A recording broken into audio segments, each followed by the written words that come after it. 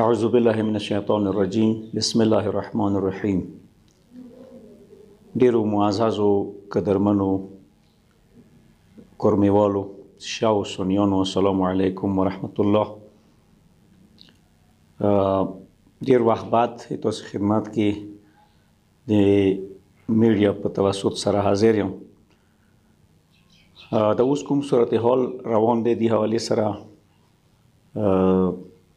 ایدی وضاحت کول غواړم. نیټ باندې کومې کیسې شروع دي، څه حقایق او بیا اکثریت حقایق مسخ کولی شي. او یوه بدبختي خو دا دی چې هر سړی موبایل یې لاس کې دی، که هغه پوهېږي که نه پوهېږي بس خبرې دي کوي، که څه واقعیت لري او نه لري، خو ټوله جذباتي او فضول خبرې.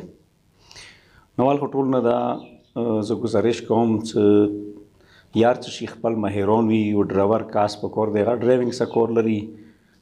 کوم کسان چې جرګې والا دي، قوم مشران دي، هغه قوم مشرتوب ته وي. نور ځوانان چې کوم دي په موبایلو په ذریعې باندې غورې ټرې کول، دا ډېره د بزدلۍ خبر دی. موبایل نه یو بل ته زیاړې کول نو هېڅ فایده نه کوي. که نه که څوک مېړنی وي نو هغه بیا مرچې کې جنګېږي. هر دواړه سایډه، زه د یوه سایډه نه یم، هر دواړه سایډ دا خامې ډېرې دي. او دا د بزدلۍ حد په دغې خبرې تمام دی چې څوک موبایل نه زیاړې کوي. او هغه نه بعد ما خپل اصل مقصد ته درځم چې زه شیاو سنیانو ټولو کوم مایدین دي، مشران دي، دا په دغې خبرې پوه شي. دې نه بعد زه خپل موضوع ته رسم چې ما گزارش شیعه سنی مایدین مشرانو ته او سنجیده خلکو ته دا دی چې کورمې کې بلکې لکه څنګه ټول فاټه کې یو پلان و 2002 نه 3 وروسته، هغه نه ټوله فاټه خراب شوه. خو بیا په کورمې باندې خصوصا 2006 نه بعد دا یو سیستم مسلط شو طالبانو په حیثیت سره. او 2008 کې خصوصا 2007 کې کورمه ډېرې خراب کړه. دا ماغه پلان دی، د ټول شیعه سني په دې خبرې پوه شي چې ماغه پلان دی. خو پلان خو پوسه جوړېږي، دا اکثریت امپورټډ وي. نو دا ذهن کې ټول وساتي چې موږ سوره تحقیق دی شیعه سنیان مشران ټوټل دغه جنګ دغه صورتحال خلاف دي، خو غریبان مجبور دي پاسه مخه دا کوم پلان دی دا مسلط شوی دی. او مو مرګلي تحریک و انجمن والا او کسانو نورو امایدینو شیعه سنیانو خپل منځو کې رابطه دی. و اهل سنت کوم مشران دي، زه شیعو ته دا خبره کوم، اهل سنت نه یم. او مو اهل تشیع کوم مشران دي او کشترونیا د ووري هغوی سره د سني مشرانو رابطه دی. هغه یې چې مو جنګ نه غواړو، تاسې جنګ ونه کوئ. خو دوی ورته لکه دا خبره کړې دی چې موږ په څو پورې موږ خو مثال صبر کوو، خو ځوانان خو اخري مجبورېږي چې تا یو ځای باندې جنګ مسلط کړی دی. موږ خلک چې کوم دي شیعه مرچون ارکوشي و هغه بیا دوباره کوي. هغوی دا خبره کوي چې نه، دې کې حکومت انوالو دی. ایون دا چې پیواړ کې کوم مشران یا نور ځای کې مشران، بلکې پاراچینار کې یا نورو ځایو کې اهل سنت مشرانو ذمهدارو کسانو ته ویله چې دا یې تاسو سپي لکه د ټکې خو ما دپاره هغه نه دی، خو چونکې هغوی مخامخ یوه ذمهدار سړي ته وویله چې تاسو سپي دي خپله یې قرار کا. نو مقصد دا دی چې دا کوم کسان چې د جنګ فرض کړه سادې نه سټارټ شو، دي کې استدیوالو یا د هغه ځای لوکل کوم سنیان دي، هغوی غریبانو کې هېڅ رول نه و. خو پاسه مخه مسلط شو. و خصوصا دا کیسه به زه په دې میډیا باندې وایم چې مو ذمهدار کس نه یم خبر چې دا غریب په خپله مجبور دی، کمانډینټ صاحب یا پاسه مخه دي ته څه مجبوری دی یا یې خپله دا شی پلان دی. نو هغه ته اهل سنت په خپله اشیاو په مخ کې ویله چې دا خو تا والا کسان دي او بقاعده کوم توپک دي تو ویر کړي دي، تو والا بډیګارډ د وسه ګرځي، صادق د مسلح ګرځي او بیا ارتي سدیوال یا منډروي او زیاړې زورل ورته کوي. دا کیسې ورته لکه اهل سنت مشرانو دغو خلکو ته وکړې، خصوصا کمانډینټ ته دا وویله. نو زه نه پوهېږم چې دغو خلکو د حکومت د کومه اراده ده. نو جنګ څه دی دا بهر نه مسلط دغو شي باندې پوه شو تاسې. او د حکومت کوم کردار دی هغه بیخي 100% نیګیټیو دی.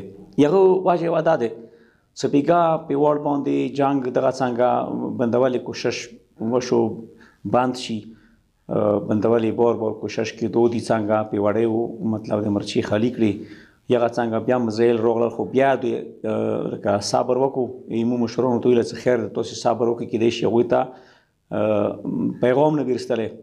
و ماښام باندې موږ ته بیا مشرانو اتري والا و یا یغ ځای والا و نیک کوم مشرانو هغوی ورته ویله چې کسه مونږ نه خو زور تیر دی، طالبان پاسه مخه باړ یې ورته خلاص کو، راغلل په سوونه طالبان سره د مسلح هتیار هغه راغلل. نو مونږ نه خو زور تیر دی، توری و تاسې خپل هغه وکړئ بیا بیا یو څه څنګه چال دی. نو و یغې خبرې بیا نتیجه دا څه کوم پټوان دي هغه به تاسې واکسوئ چې باډ باندې اول جمع شوي دي، هغه نه بعد حکومت مثلا دا څه اروړول. خو دلته کې په رچنار کې یو کس یوه کلاشینکوف والا کس، خو فرض کړه یو کس صرف شینکوف سره دی، هغه خپل کلي ته ځي، خپل کلي لري. نو تا والا باډ باندې چې انټرنیشنل بارډر دی و هغه ملک بدل دی، بل ملک مثلا موږ خپل منځو کې فرض کړه که خاښ یو د خپل ځای کې زه دې ته نه ځم، خو بل ملک طرف نه مداخلات کولې دغه سټیټ ذمهداري دی. د سټیټ دی وخت چېرته دی، زه ډېر حیران پاتې یم. سټیټ دې خبرې په کار دی باقاعده وضاحت وکړي چې باډ باندې په د زرګونه په سلګونه طالبان راووختل او بیا په واډ باندې بېګا یوې بجې واچړۍ وکړه، دوه ټیکونه وکړل. وایي دې خبرې زه دا نه یم چې مثلا سوال کوو. الحمدلله تورای کوم مضبوط دی، مضبوط دا دی چې ښه تاسې ولدل څه هر چا خپلې کومې طالبان و یا چې و هغوی زامې ماتې شوې ولیدل. او مزید مسلسل د اور څي پړیو ته یا مثلا سدې ته یا فرض کړه کونجلې ځایو ته د ټولو ځایو کې جنګ سلسله وار ښخېږي. او موږ ته چې کوم اطلاعات دي چې دي زیاتره رول چې کومه دی د جنګ نه بندولې کې او بلکې مزید بړکاو کولې کې د ګورنمنټ ځینو خلکو باقاعده کې لاس دی.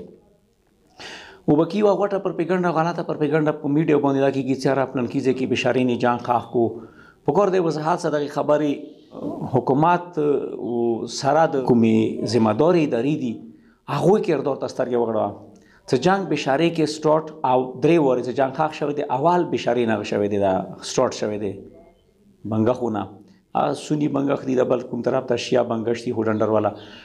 دغو خلکو ټیک دی، دوی په خپل ځای کې په ځمکې تنازع دی، هغوی والا ځمکه متنازع دی، دوی والا متنازع دی، هغوی کار کوي ګورنمنټ ته شیعه بنګښ ویر شي چې دا د کار کوي ټوبیل کې وغه کې دیني حکومت څه نه یي. خو بیا شیعه بنګښ و چې ته هغوی نه اټیک نه وکړو، خو چې سنیو شیعه بنګښو کار کولو هغوی حکومت نه ویل، هغوی ډایرکټ ونې اټیک وکړو، لنچرو رکټو جنګ یې خاښ کړو.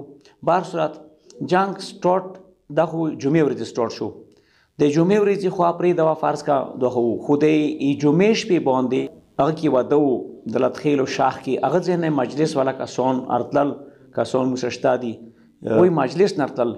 شپې 12 بجې طالبانو مومنټ یعنې باقاعده بشارۍ کې موجود و، روډ یې بیا بلاک کړی و، دوی بیا ونې راغلل بیا روډ خالي کړو، خو دا ټول پاس وختل. یعنې بېګانه شپې 12 بجې دوی باقاعده پلانینګ کړی و، دا خلکو ته یې مرچې وښیلې. خلکو ولې د هغوی نه کړو حمل څه نه کړو حرکت یې نورو بشاري والا شیعه وویل درسره دا خلکو ته دلته ګرځي. خو بیا یې هغې سلسلې کې دوی ته دا معلومات نه وو چې دا څه شی چې کله سوبیل پیښه شوه پاته ولګېده چې خو دغه طالبان وړاندې نه دغو خلکو هغه دپاره راغلي دي. او بکی بله یوه کیسه زه دا کوم، سادې والا خلک چې کوم دي مقامي خلک هغوی جنګ نه غواړي، بار بار تحریک والا انجمن والا سره رابطه کوي چې تاسې جنګ ما کوئ. خو مسوځای نه کوم سیف الله دی یا نور کوم کسان سره چې فرض کړه پړی دي هغه هر چې دغه ځای کې جنګ کوي او بیا څه دیوالو سې زیاړیا کوي چې دا بې غیرته دي، د اشیاو بچي دي، د څه شی دي. عموما هغوی یایي چې موږ ته داسې زیاړې زورل کوي چې تاسې اشیاو زمن وي. نو یو خلکو خپله څه جنګ کې رول نشته دی. بیا یې مو مشرانو لکه فرض کړه صدیولو ته دغه کړی و څه کسه د جنګ کا تاسې نه شوی بېلوی، نومونه به داسې مجبور وي چې د خلک مونه بیا زور تېروي، نو بیا سادې ته خدا نخواسته څه نقصان ونه رسېږي جني. نو تاسې لږ احتیاط وکړئ، څه کم از کم د سادې کې د خلک مال کم شي.